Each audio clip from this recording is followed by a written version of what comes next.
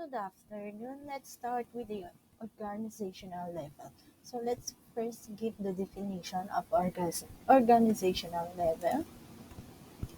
The definition is this level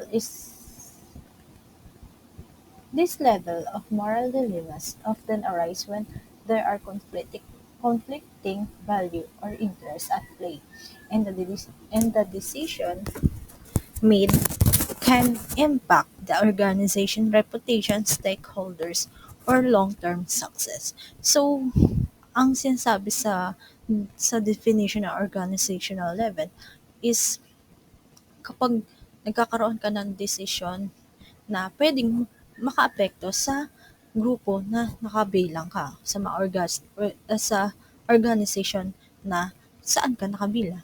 Yung well-being ba ng organization mo is will be at stake since sa gagawin mong pagdedesisyon. So let's have example to further elaborate the definition. So first example, the company is faced with the decision to either continue producing the product which is profitable but damaging to the environment, or to discontinue its production, which would result in losses and potential job cuts for employee. So sa example, pinapakita no, na maganda yung feedback ng mga produktong nagawa ng kumpanya. Pero ang consequence nito, nakaka-damage siya sa environment, sa surroundings ng factory nila. Pero ang moral dilemma na organizational level is mamimili ka sa ikabubuti ng kumpanya at saka mga trabahador nito or sa ikabubuti ng environment. Yun yung doon na lalaro yung organizational level. Since organizational level, mas pipiliin mo yung ikabubuti ng kumpanya at mga trabahador nito. So, another example, yan. As a local official running for a seat in government to persuade the indigenous people to vote for you, you promise to conserve their virgin forest. Nevertheless, the mining firm that is supporting your candidacy need that forest since it's rich in resources. So,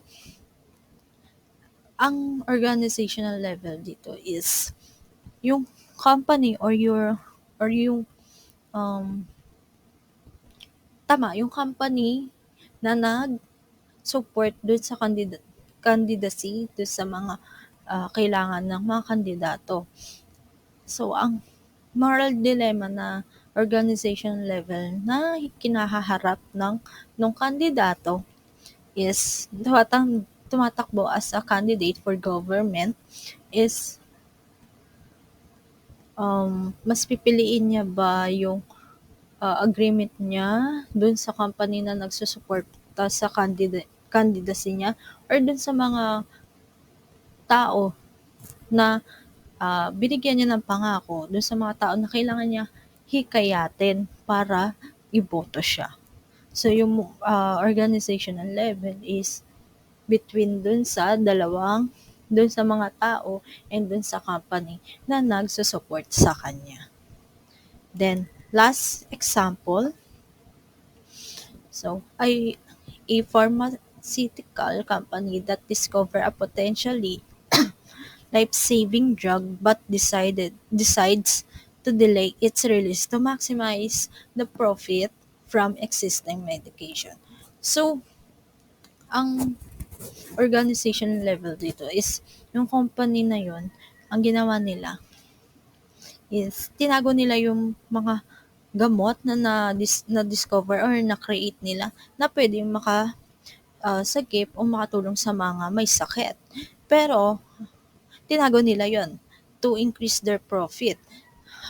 Ang ang consequence naman nun is marami ang hindi marami ang hindi matutulungan, which is yung mga ill person, hindi nila magkakaroon ng tanong yung buhay nila, hindi sila matutulungan na mas mahaba pa yung buhay nila or mas mapagaling yung sakit nila. So, ang organizational level dilemma dito is yung pharmaceutical company is they choose what is profitable sa company nila kaysa dun sa buhay ng ibang tao. So for short no, mas maikli para mas mabilis intindihin.